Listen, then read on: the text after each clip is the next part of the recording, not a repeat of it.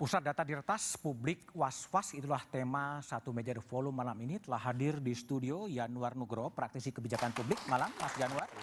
Ada Ruby Alamsyah, ahli digital forensik. Malam Pak Ruby. Ada Wakil Menteri Komunikasi dan Informatika Nesar Patria. Malam Bang Nesar. Kemudian ada Soleman Pontoh, Kepala BAIS 2011-2013. Dan Mas Pratama Persada, ahli keamanan cyber. Malam Mas Pratama. Malam. Kami juga sedang menunggu kehadiran anggota Komisi 1 DPR Mas Sukamta. Oke, saya kembali ke Pak Wamen, Nesar Patria. Ini salah satu program unggulan dari Presiden Jokowi. Kenapa bisa kena retas kemudian? Ini pertanyaan yang agak sulit sebetulnya, kenapa bisa kena retas ya. Yang jelas ini insiden terjadi menyerang di Pusat Data Nasional sementara. Jadi sebelum kita punya PDN yang permanen, kita buat Pusat Data Nasional sementara. Ada dua, satu di Jakarta, satu lagi di Surabaya. Nah, yang terjadi ini adalah di PDNS Surabaya. Diserang tanggal 20 Juni, diketahui sekitar pukul 4 pagi gitu. Ada gangguan layanan di sejumlah tenan yang data-datanya itu menggunakan PDNS. Nah, dari sana kita ketahui berdasarkan penelusuran ternyata diserang oleh virus yang namanya Brain Shipper. Dia varian dari Lockbit 3.0 yang sudah dimodifikasi. Itu menurut penelusuran yang kemudian didapat oleh tim yang bekerja untuk menelisik apa penyebab gangguan ini. Nah, setelah itu kita buat langkah-langkah mitigasi. Antara lain tentu saja layanan publik yang paling utama itu coba dipulihkan, dalam artian dibuat kembali jadi normal dengan melakukan migrasi data-data yang berhasil di backup sehingga beberapa layanan publik itu bisa berjalan kembali. Misalnya yang sangat terdampak di imigrasi pada waktu itu, lalu kita juga mendapat laporan dari sejumlah instansi yang lain kalau ada layanan yang terganggu. Tetapi yang paling mencolok saat itu adalah yang di imigrasi. Sempat terganggu lebih dari 3 jam gitu, namun kemudian pelan-pelan bisa dipulihkan. Nah, sekarang ini proses pemulihan terus berjalan, pemulihan dalam artian menormalkan kembali gitu ya. Tentu saja server ataupun data center yang diserang oleh malware yang namanya ransomware ini dia mengenkripsi semua data-data yang ada di sana, file, bukan cuma file tapi juga ruang server keseluruhan itu tidak bisa diakses, sehingga harus lakukan langkah-langkah untuk menangani virus yang kita sebut sebagai ransomware ini. Lagi berjalan dan saat ini pelan-pelan prosesnya berlangsung ya, dan sejumlah layanan mudah-mudahan segera bisa kembali normal. Dari hasil penyelidikan sementara, ini bermotif ekonomi atau ada motif lain? Kalau kita lihat motifnya ekonomi ya. Ekonomi. Karena dia minta tebusan ya.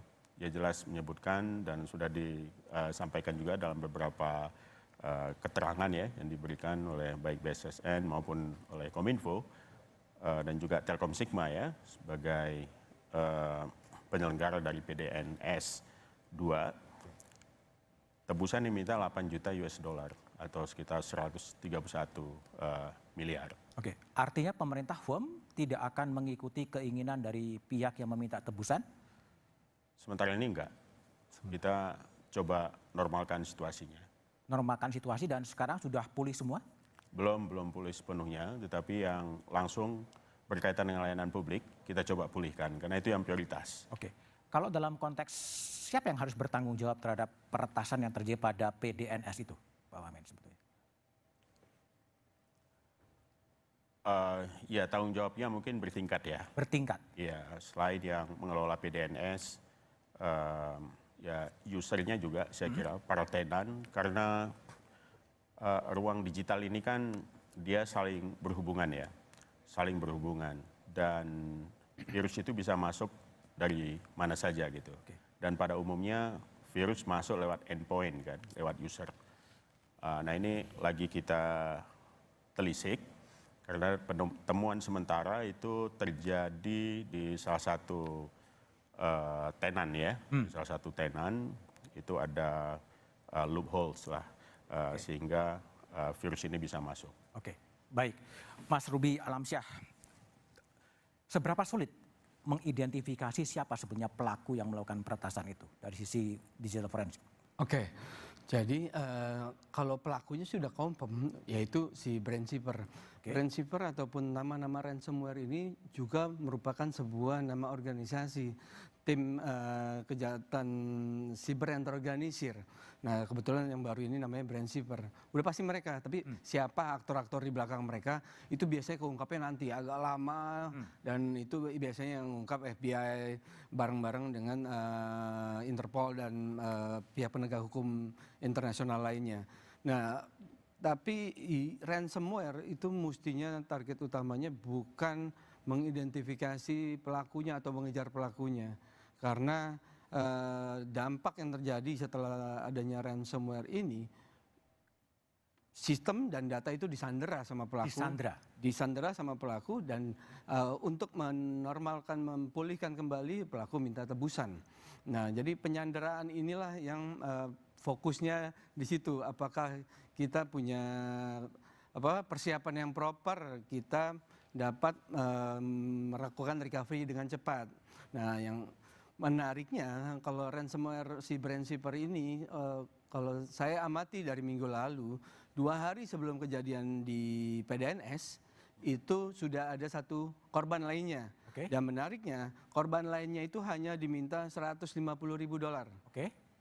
Komparasi dengan PDNS yang diminta $8 juta, kebayang seberapa besar kualitas maupun kuantitas yang dimiliki PDNS dibandingkan korban yang lainnya yang hanya $150.000.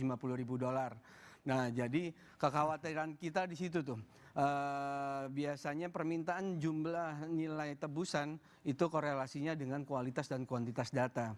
Nah yang disandera.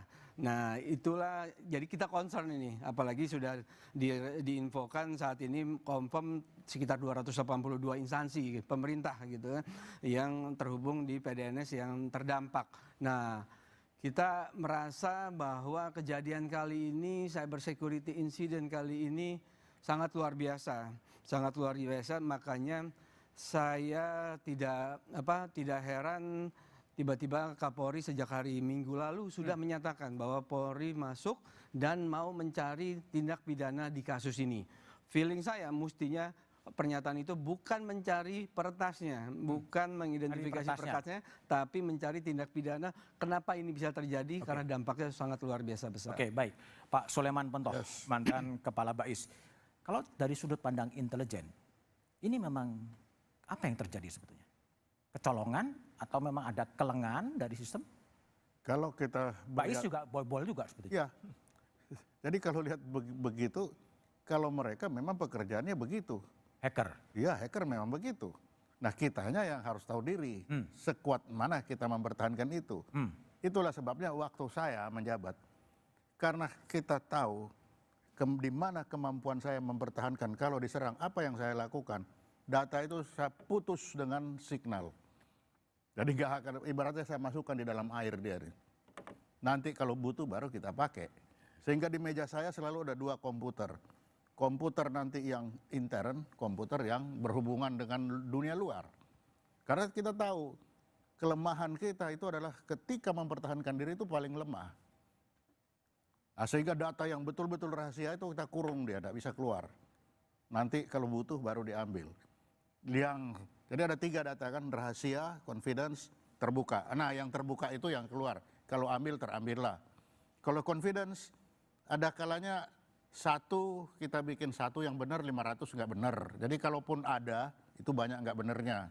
Kalaupun ada NRP, nama segala macam, ya itu hanya nama-namahan, NRP-an. Jadi kita nggak tahu itu.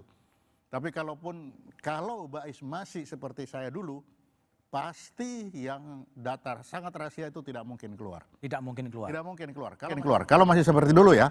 Kenapa? Karena tidak mungkin dia mau mengudara bagaimana, sistemnya diputus, tidak ada sistem masuk ke situ.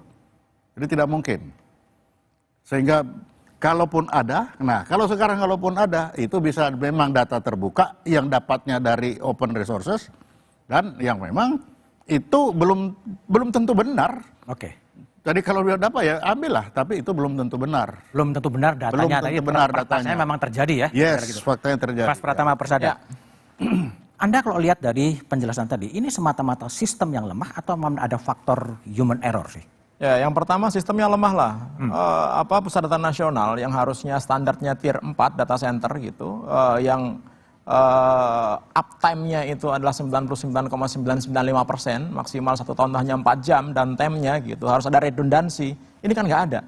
Artinya apa? Harusnya kalau server utamanya diretas, ada server backup yang akan live less than 1 hours gitu. Ini kan ternyata nggak ada gitu. Dan mungkin tadi saya sedikit meluruskan apa yang disampaikan Pak Wamen gitu, bahwa sebenarnya bukan pemulihan secara bertahap ini, gitu. Karena data yang saat ini ada di PDN sama sekali nggak bisa direcover, belum bisa direcover, nggak bisa dong, karena dia sudah tersandi, sudah terencrypt, jadi rusak sama sekali ini. Jadi yang terrecover saat ini yang kita lihat di media bahwa imigrasi, kemudian LKPP, kemudian beberapa institusi bisa karena mereka punya data backup sendiri di tempat instansinya mereka masing-masing, sehingga mereka bisa meng-live-kan lagi data tersebut. Jadi bukan dari PDN. Sistem di PDN ini masih rusak sampai saat ini gitu. Nggak tahu sampai kapan karena enkripsi yang dilakukan oleh si Lockbit turunannya Brand Shipper ini belum pernah ada yang berhasil melakukan dekripsi gitu, kecuali bayar. Yang jadi masalah adalah bayar juga belum tentu dapat key-nya untuk membuka. Karena kalau kita bayar kemudian kita salah orang, bukannya kita dikasih key-nya, kita malah dimintain duit lagi. Apalagi bayarnya pakai uang kripto. Kita nggak bisa tracking, nggak bisa tracing kemana itu bayarnya gitu. Jadi bayar bukan option gitu. Nah kemudian juga tadi kita ditanya masalah yang salah siapa? Kalau menurut saya, maaf ya Pak Wamen ya gitu, tenan itu sebenarnya dikorban gitu, dia bukan korban. Salah dong. Ini nggak akan terjadi kalau misalkan Telkom Sigma itu membuat sistem backup yang benar, membuat data center yang benar. Sehingga apa yang terjadi kalau misalkan sistem utamanya hancur berantakan, masih ada backupnya nih. Kalau sekarang kan nggak ada. Di sisi lain adalah semua kementerian lembaga, instansi pemerintah, itu nggak boleh sekarang itu punya server sendiri di instansinya masing-masing. Ada regulasinya, ada aturan hukumnya itu. Semuanya harus terpusat ke pusat data nasional. Nah, ketika semuanya dipaksa untuk terpusat ke pusat data nasional, ternyata kan nggak kuat-kuat amat ini gitu. Oleh karena itu, tadi saya setuju tuh bahwa ini harus diusut, ini harus diinvestigasi gitu. Ini di mana nih kesalahannya? Apakah benar memang nggak ada pengadaan DRC, Data Recovery Center, ataukah memang ada pengadaan DRC tapi tidak diadakan gitu? Apakah sistem pengamanannya itu ternyata tidak sesuai dengan standar gitu? Karena harganya mungkin nggak sesuai dengan harga sebenarnya. Nah kita nggak tahu tuh, makanya harus diusut.